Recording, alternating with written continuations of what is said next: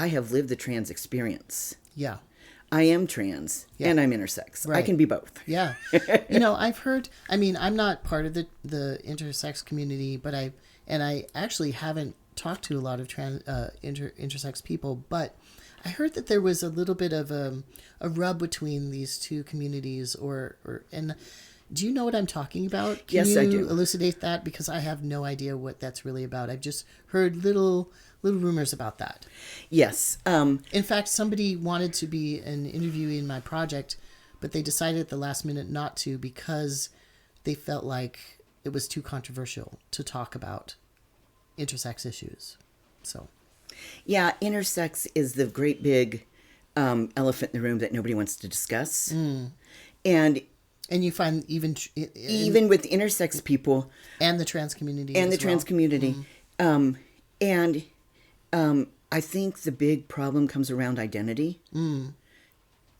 I personally believe that every trans person is in some way intersex because I believe that what's happened is in the gestational stage, there's 5 different stages that develop who you are when you're being formed in the womb. Yeah. And any one of those things goes wrong and you can have something. And I believe that's what happens with trans people. Yeah. Because we've got an inner identity and then we've got our physical body. Yeah, I think that's where some of the controversy comes in because there are a lot of trans people who don't want medicalism, right? They don't want to have to prove that they're trans because of some medical test, or they don't want to be tested for something. They don't want to be a guinea pig. Yeah, they don't, so... And they want it to be more about identity, which is completely valid, which people have been fighting for quite a while now. And so I think that's where maybe some controversy comes in. There's some intersex people that are trans and some intersex people that are not trans and don't want to be considered trans. Right. Because they don't want the stigma. Right. It's also, and not necessarily stigma either, but that's just not who they are, maybe. They're intersex and not trans. Also, some people in the trans community, this is another controversy, don't consider themselves queer, but then it is often subsumed under the label of queer by a lot of people, whereas they're actually very straight and they are well assimilated in straight cis world or whatever. Well, yeah. There's trans people that are stealth and don't want anybody to know they're trans. Yeah. And there's other people that are very trans and very activist and very provocative. Right. And I've known people who felt unwelcome coming to conferences because of those differences. Yeah, totally. Yeah. And there's a controversy between I've had a lot of gay people not accept me because they don't accept the trans. And it's like, why can't we just all get along? Yeah. Well, they think they're going to they think that trans people are causing too much problems for them or something. Just like when they were fighting for gay rights and, those flamboyant queers or the flaming queers or those bull dykes or whatever, they're causing the trouble. You're going to make us not acceptable. Yeah, us assimilationist ones, we're the good ones or something. That's always such a bullshit distinction, and people always look like fools after they say those things. So just quit saying them. Accept your community. It's a community because there are lots of people involved, not just you. Exactly. So, we're a community of outliers. I know. Exactly. We're a community of diversity. It's I don't know. I just frustration. Anyway. While we were off camera a little bit, I asked you if you had troubles in school, and partly I mean in terms of you're being intersex and also trans at the same time, but then also I'm wondering with your way above average intellect, if that also impacted you. Yes, my and living in rural areas as well. Yeah. My mom used school as a babysitting service. Yeah. Because I had basically tested out of school by the time I was 6. Okay. I remember taking the test. You mean out of grade school or even high school? Out of college. Okay. I Sure. took a test for it was just to see my intelligence. Okay. They gave me all kinds of different tests and Yeah. things, and just to see how I do, and I passed them. Wow. Well, if I've already got that knowledge, then I remember my first day of kindergarten, going to school, and Mom said, "How was school?" And I said, "Oh, great. Today we learned the letter A." You know, Yeah. I'm already reading the dictionary for fun. So, Yeah. you Right, know, right. it was, I was getting in trouble because I had ADHD and I wanted to do something and I was bored. Yeah. And so I would talk to my friends. Of course, they didn't have their homework done. And then we'd get in trouble and I'd say, "Well, why are you mad at me? I've got my homework done. She says don't talk until you get your homework done. I got mine done." I see. So you're kind of a little shit. I was ornery, yes. The supercalifragilisticexpialidocious. Sure. Yeah, and instead of just learning your ABCs, you were learning the deep history of words and etymology and all that. Yeah. And so If it then came from Greece or Rome or whatever. Okay. exactly. Yeah. And I lost my motivation to learn. Yeah. And I loved learning. And I still love learning. Yeah. How did the so that distanced you from other kids, and I'm imagining also other adults, the teachers, they didn't know how to deal with you, which is actually quite common. We don't deal with kids with disability, learning disabilities, and that sort of thing, and we don't also teachers often don't deal with children who are on the other side of the spectrum, who are gifted or whatever. Yeah, it's really it's a failure. It's a failure. It is, and I'd spend a lot of time locked in closets. Oh wow. Or having different abuse things happen because I was so rambunctious. Oh, okay. Yeah. And Interestingly, I got put in a separate room as well. Yeah. Not quite locked in a closet, but in a separate room. They just kind of gave me a book and were like, "Okay, you do your thing." Strange. yeah. Yeah. Yeah. And one thing that I remember was when I was in junior high, I hated that time. I mean, everybody does. Yeah. But It's a rough especially time. the things that I was going through, I had, I didn't get periods like everybody else, Yeah. but I would get really, I didn't either. I would get really bad cramps because of the hormones they were giving me. Okay. And so, and it was on this right side. And so it was horrible to have the cramps and have nothing for it. Right. And it sounds like you probably couldn't have talked to them about it. No, and I tried to tell my gym teacher that I didn't want to participate. Yeah. And she was like, "Oh, shut up. You're lying. You're a boy. Everybody knows you're a boy. So don't try and use women privilege here." And I was like, "I'm not. I really do hurt." When you're in 7th grade or something, this woman is saying that to you? Yeah. That's strange. I wonder about her, like what her background was. Yeah. That's a very strange thing to say to like a 12-year-old, 13-year-old. Yeah, she was thought to be a lesbian. Yeah. That was my first thought, actually. very because pro lesbian feminism. Lesbian separatism was big during that time. Yeah. Yep. Yeah. And through the 80s. Now we see it kind of coming back. It's kind of morphed into this larger movement with the TERFs and gender criticals, they call themselves. They came up with that term, by the way, TERF. They came up with that name themselves. Yeah, I'm like, why would you want to be named that? Yeah. Well, because it was descriptive. Yeah. Trans exclusive radical feminists, right? Yeah. They're not feminists, but they take on that label. Anyway, yeah. And so so that makes sense that she was a radical separatist feminist and she was targeting you as a child. That's so fucked up. That is so fucked up. Yeah. Yeah. Wow. Yeah. So I always lived being segregated and separated. Yeah, even from your teachers. That sucks. Yeah. That sucks so bad. And so because they're like the people that you're gonna be with all day, and you should be able to trust them. Oh no.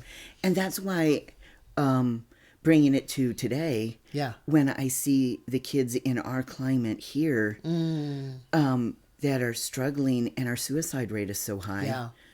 Because we have really made it so that it's an unsafe place. Yeah.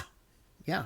And kids are savvy too. They look on the internet. They know what's happening with LGBT people around the country and women's rights and all that. Yep. They see it coming down. Yep. Yep. Yeah. I feel it's like it's a kind of terrorism, actually. I agree. Yeah. Mm-hmm.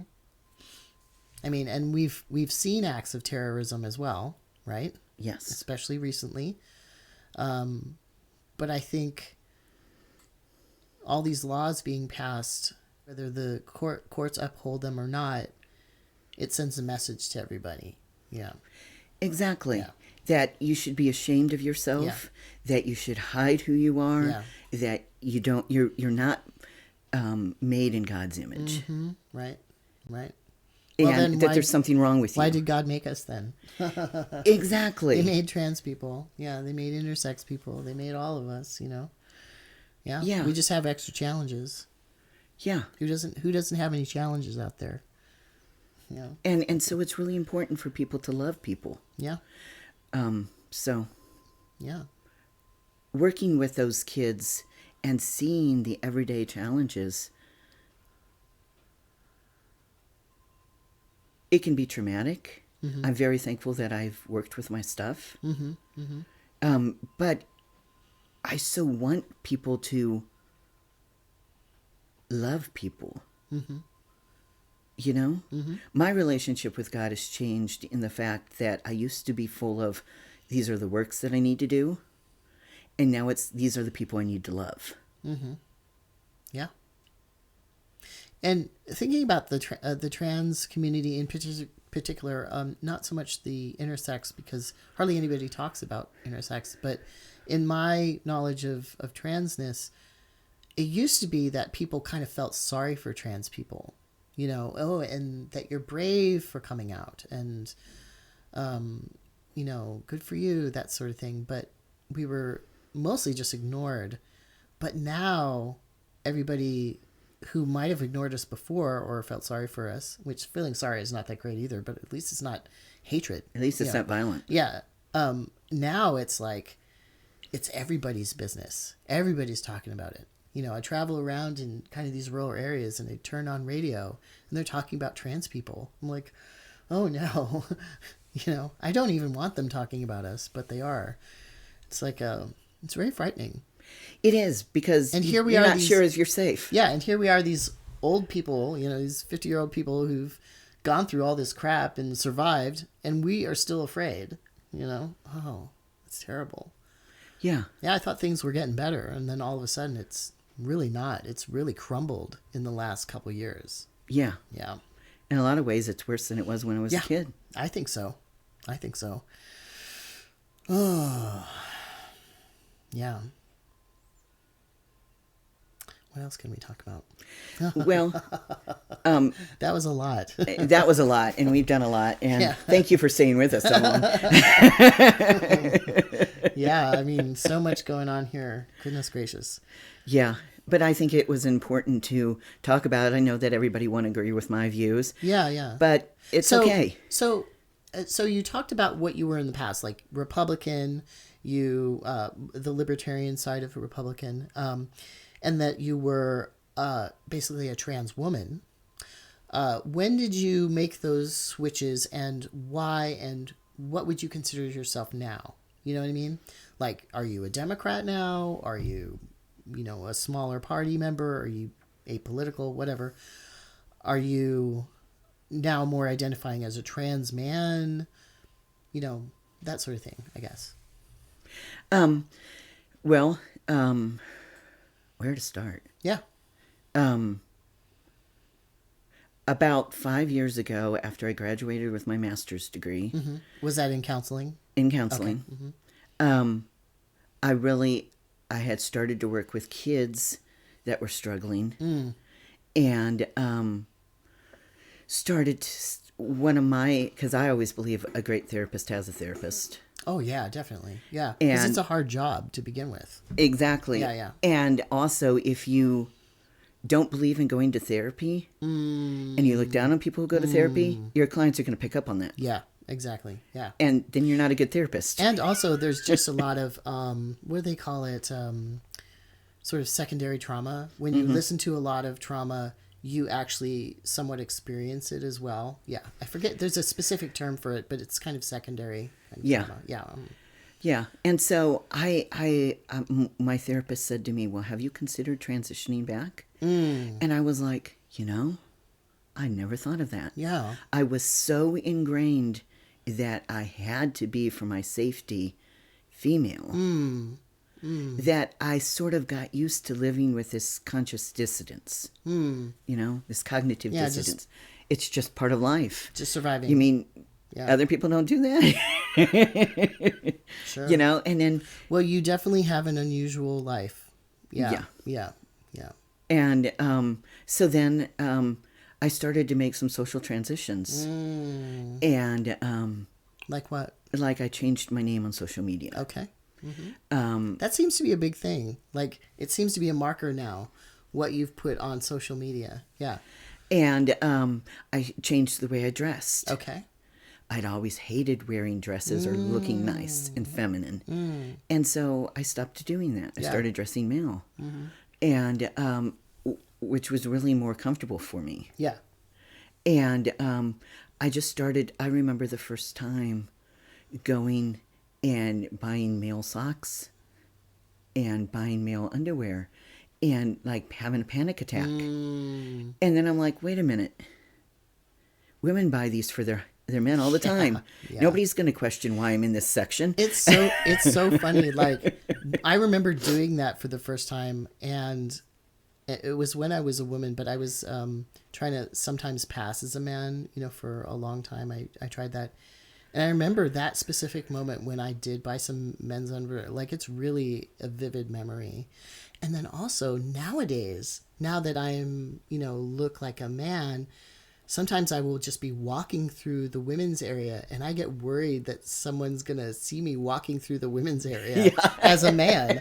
It's like a mind fuck, Yes, it totally is. And I'm just walking through, but And it's like, why do we have to be concerned about other people's opinions? Nobody else is.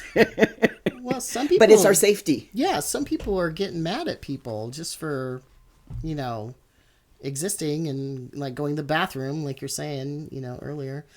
But back to your story. And so, then, about 2 years ago, I had, at 18 decided that I wasn't going to take hormones anymore. Okay.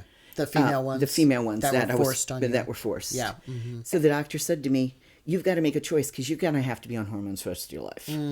So you either need to go on female hormones and head that way, or you need to go on male hormones and head that way. Okay.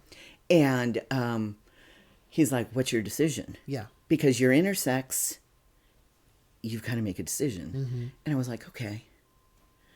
And he was a really good doctor up in Kansas City. And you were being given a choice. And I was being given a choice. And with all the medical information behind it. Yeah, and that was so empowering. Yeah. And that's how it's supposed to be. Yes. We need to have healthcare choices where we can choose and we can know the information and how it will affect us. Yeah. There's more to informed consent than just signing a paper. Right. Yeah. And so I chose male because I'd always felt male. And I was like, why not have my body represent that? Yeah. And then about a little over a year ago, I had the money to be able to have my top surgery. Okay. So that's chest reconstruction. Yeah. Yeah. And I was thankful that they called it gynecomastia instead of... And was that for like insurance purposes or something? Or... No, I had to pay out of pocket. Okay. Yeah. It was just something kind the doctor, I think, did for me. Yeah. Yeah. Might as well. Might as well. You know, I mean, little things do matter. Mm-hmm. We They think do. little things don't matter, but they do. They do. And they have a really good trans healthcare good. clinic up there in Kansas City. So it's a dedicated clinic. Is that out of like a university or a research center or something like Yes. that? Okay. I think I'm not sure. Okay. Okay. I don't remember. But it's a big health system. But it's a big Okay. health system. Yeah. Mhm. And I've got several friends there, and Great. I was so thankful to have gotten referred to this doctor. Is that the biggest like healthcare system that's outside of this particular area? Like easy for you to get to geographically? Yes. Okay. And then the other one, of course, is down in Dallas, Fort Worth. Okay. Yeah. But So that's kind of far away as well. Yeah. Yeah. Yeah. Mhm. yeah, it's basically 4 hours to get anywhere Okay. Yeah. as far as healthcare, because Oklahoma really sucks at healthcare. Yeah. And the Great Plains, the distances are really far. Yeah. Yep. It's a good thing the gas is cheap out here. Exactly. It's like under $3 right now. Got it. And I was just in Boston. It was like near $5. So yeah. Yeah. What was really neat was when I had my surgery and I had nobody there. Uh-huh. I was alone. I had one friend help me the first night, and then after that I was alone in the hotel. Yeah, that's very difficult too. And Because you have drains and stuff I mean, if you're all bound up and you have bandages and then you have these drains and you're in a lot of pain and you're on medication to deal with that pain, it's very difficult to have manual dexterity to deal with that. Yeah. yeah, and they were like, keep your hands like this, and I'm like, how do I do anything? How do Yeah. I wipe my butt? How do I Yeah. go to the bathroom? How do I Yes, take a shower? Exactly. All that stuff. Not even thinking about the drains and the bandages, but like normal body functions. Totally. Yeah, Yeah. and or so feeding yourself. How do you just get by? yeah, Yeah. yeah, and so Gloria Zion Ministries down in Texas, they paid for my hotel room. Oh. They paid for me to have cards so that I could go lift and have order in food. Oh. And somebody from the church came over and changed my Oh, bandages. nice. And what kind of church is this? It's an apostolic center. Oh.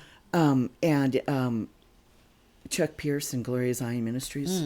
And they were just, I was really surprised. Are they, from that name, I would think it would be like somewhat conservative, but is this welcoming of trans people? And Yeah, they take they're people that they've got people from the LGBT community there. Okay. They've got, and it's the only place in Texas that I know of that is welcoming.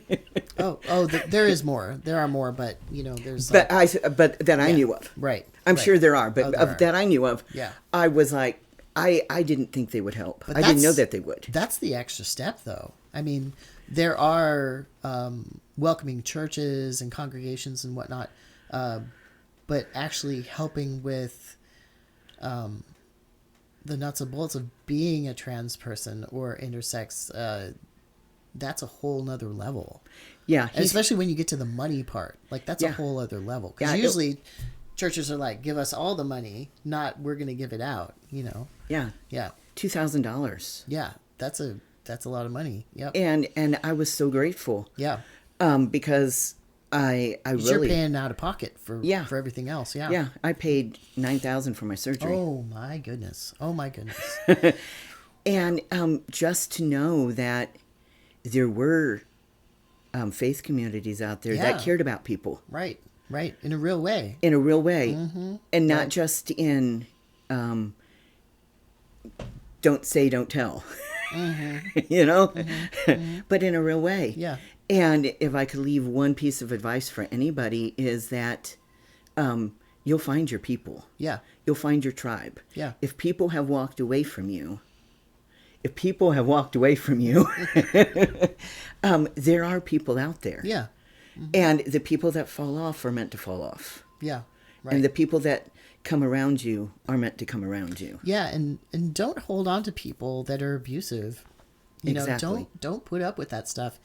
And what I've learned from this whole project, that I've been doing, is that some people will defer their own development, their own happiness, for other people. Yes. You know, to a certain extent, that's understandable. You know, you got to give people some time to learn about stuff and whatever. You got to work with people. But if you're completely deferring your needs for other people, that's not right. That gets used too much to suppress trans and intersex people. Yeah. Way too much. Yeah.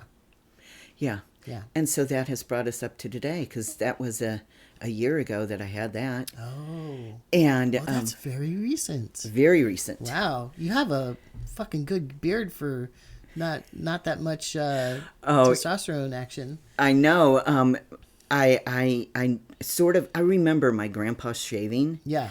And he would have 5 o'clock shadow. Yeah. And he would literally keep a razor in the car. Okay. And come out at lunchtime and shave, because otherwise he'd have a beard. Right. And he was furry all over. Oh, okay. And within 2 weeks, I turned into Chewbacca. Yeah. I mean, I've got fur on my chest and on my back and on my arms, and I shave right here because it connects to my hairline. Right. Right. No. I totally get it. I interviewed a guy about a week ago in Kentucky, Western Kentucky. He's one of those guys who has to shave a line and like cleanly shave it here. Otherwise, it's just continuous hair going down his, from his cheek to his chest. So he has to make a line to differentiate there. It's like, whoa, that's a lot of hair. That's thick. I was like, and I remember. And you're keeping your head hair. I'm just amazed by that. Yeah. Yeah, you have like rock star hair or something. Yeah. Like Leo DiCaprio or what's that guy? Christopher Walken. You have Christopher Walken hair. Yeah. I have Yul Brynner hair. That's okay. I love Yul Brynner. So. And it has thinned a little bit, but not much. Yeah. And I'm very grateful. It's fantastic. Like, Yeah. Yeah.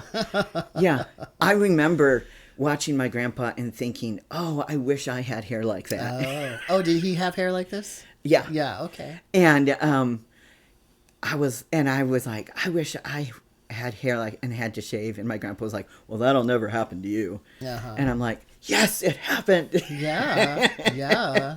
Wow, only about a year of testosterone has done this. No, it's been 2 years. Oh, 2 years, but still, even just 2 years, I didn't really grow. And for people who are more red haired, and it really takes a lot of hair to make it look good. Oh, like yeah. If you had dark hair, it would be like boom, boom, Oh, yeah. I went ahead and shaved my mustache because I had this heavy, clear mustache. Okay. And my cheeks will be clear. And then this... so you have different colors? I have different colors. I have white, I have clear, I have red, and then I have blonde. Okay. I've always had those in my hair up here. Okay. Yeah, mine used to be like a bright copper red, and now I'm getting a lot more white, which is fine. 52. That's what happens. Happens with age. Yeah. It was bound to happen at some point. Yeah. Wear that white proudly. That's right. I had that bright copper glory for a while, so I'm just moving to a different stage. Actually, I met a guy in, where was I? Ohio, who goes and plays Santa. He does Santa professionally at a mall, and he has a nice big white beard. So maybe that's in my future. I'll be a little Santa. Yes. Yeah. I think that could be. Totally. Yeah. I have to grow my beard out again. Anyway. Yeah, so you've made all these changes. How about politically? We were talking a little bit about that. Yeah. I'm more, I'm registered independent. Okay. Yeah. Mm-hmm. Because... so you don't do the primaries and all that? Well... It's funny because Democrats will allow anybody to vote in their primary here. Okay. But Republicans only want Republicans. Okay. So, and I was going to be Libertarian, but somehow the Libertarian Party here has gotten killed. So, yes. Yeah, that's been happening slowly for a while, but there was some resistance to it. But they actually sort of legally took over. There was a party, a faction of the party called the Mises Caucus that legally took over the party by basically stacking the deck. They used the Libertarian Party's own bylaws to take over. Yeah, it was a really bad situation. That happened last May, and they took out parts of their platform that had been there for decades that were really wonderful. Like, for instance, one of their planks was that bigotry was repugnant, right? So it's just awful. Bigotry is awful. They removed that. Okay. They also took out the part about abortion, where the Libertarian Party considered it a issue between a medical provider and a patient, and that the government should stay out of that choice, right? So they weren't really taking a stance other than the government should stay the hell out, which is a great stance. That's a great stance to take. They took that out, too. They took that plank out, too. And they've also been overtly racist, like on Twitter, and like just saying the most awful things. I won't even repeat it. Just like the most disgusting I was things. repugnated by it. Yeah, it's been pretty awful. But that's been slowly rolling for a while. People have been fighting against it, but then they couldn't. I don't know if it was a weakness on the more left libertarian side, because it's mostly the right libertarians who've been doing this, and people who just wanted to destroy it, basically. Mm-hmm. People who were really into chaos, Okay, so you're independent, so you judge on the person. Exactly. Yeah. Okay. Great. I'm one of those people that actually studies platforms and studies ideas and asks questions and tries to make an informed decision. Yeah. I like that. I like also just looking at the person. Sometimes Democrats suck just in the people that they are, or they promote things that I'm not, all that happy about. For instance, down in Texas, they ran Abbott. There was Abbott, on the Republican side, and then there was Beto, or I don't know what is it, O'Rourke. Yeah.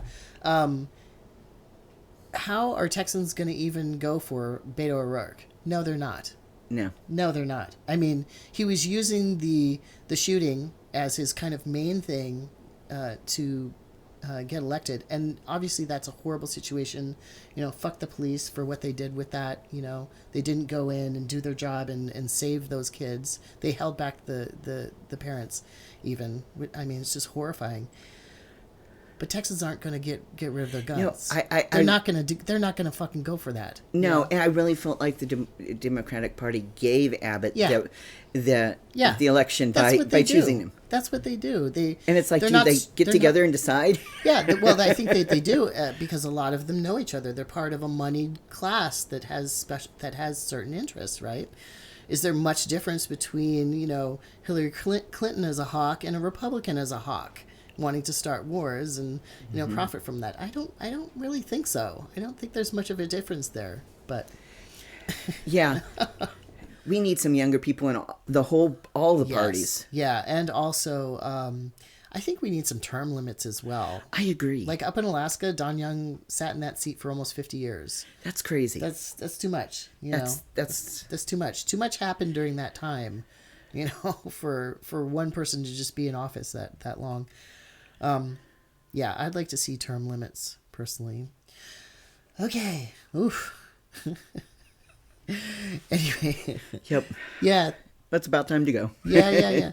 Thank you so much, for having me in your home and talking with me today. We've definitely covered a lot of material here, a lot of painful topics, and I just appreciate your candor and etc.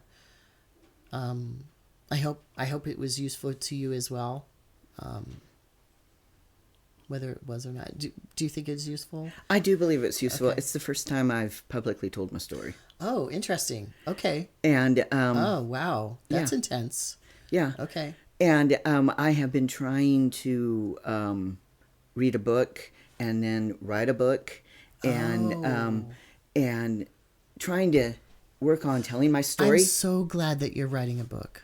I'm so glad, because not only are you very articulate and very well spoken, and you're obviously very intelligent, you just have a depth of experience, and then just this, you've seen the history of so much. I think I'm so glad that you're doing that, and I want to encourage other people who have similar.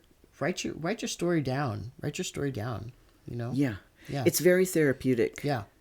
And I decided I wanted to give somebody hope. Yeah. Because I'm sure there's other people like me. Right. Of course there are. And we always feel like we're the only one that's going through something. Yeah. Speaking of that, are you in community with other intersex people? Yes, I am. Okay. And is that in person or is that online? It's online. Okay. Okay. Yeah. And how's that going? It's going really good. Okay. I was really excited to be able to, the Interconnect is one of the groups that I'm a part of, and was part of their annual conference. Okay. And getting to vote on board members and just... so this is a big organization. This is not just a Facebook group. Oh, right. Yeah. Yeah. There's two of them. There's an intersex awareness group. Okay. Intercept. And then the other one, Interconnect. And I belong to both of those. Okay. And it's just really great to be able to have Zoom calls with people and be able to have the Facebook group, but then have the conference. And I actually got to speak at one of them by Zoom, but it was still great. Yeah. And just the finding, one of the guys said that he found out that a friend of his was intersex too, and he didn't know it until he met them in group. Oh, I see. Right. And they hadn't talked about it. Oh, no, they hadn't talked. Wow. And they were both feeling isolated, and yet they were friends. Right. And when they connected in the group, they realized, oh, there's more of us out there. I thought I was the only one with my story. Yeah. Yeah. And when you do a search like on YouTube, you don't find many people. And I've thought about starting a channel. Yeah. Just totally. because there's so many things that I didn't know that I couldn't seem to find. And that's really good activism too. When you find that a need isn't being met and then you meet it. You know, it can seem overwhelming at first because you're the person that is kind of starting it. But then other people are like, yeah, I've been missing that too. And then they join in, right? Then it's not all about you, right? Yeah. Yeah. I really think education is important. And it was my trans guy friends that were saying, you need to do this interview. Oh, really? This interview right this here? interview here. Okay. They're like, you need to do this interview. Okay. And so I was like, okay. Yeah. Well, I thank you for putting some faith in me. I really appreciate that. You know, I get a little lost sometimes, and you know, I ramble, and sometimes I allow other people to ramble. It's just the way that I do things. I don't know. I've just been that way my whole life. Not real linear. But I'm trying my best at this project, and I hope it's useful. You know, personally useful to us that are doing it, but then also, you know, the greater community. And maybe beyond that, who knows? I don't know who's watching these. I have no idea. Yeah, but I think it's profoundly important. It reminds me of the people that were doing the Holocaust interviews. Oh, yeah. Or like the ones for the WPA. There was a lot of interviews, like folklorists and that sort of thing. I mean, I'm not that a level, but you know, I'm trying. I'm kind of, you know, in my little way, I'm going to, you know, more rural places, more places that like people wouldn't consider to interview people who are trans or intersex or, you know, genderqueer. And, you know, last night I talked to somebody who was non-binary and poly and all these new words that people are using that I had no idea what they're about. And this person talked about all that. Yeah. And it's here in what I would call the rural part of the country, you know? Yeah. Where it's kind of dangerous, you know? Yeah. Yeah. Yeah. We had a trans guy get murdered last year. Yeah. And so, yeah, it's not safe, and yet it's important to be ourselves. Yeah. Right. Because otherwise it's like a death all the time that you're living. You're not living your life. Yeah. Yeah. Yeah. Woo. This is quite an interview. I'm going to need a hug after this, Bubba. Definitely. Yeah. All right. Thank you. Bless you. Yes. All right.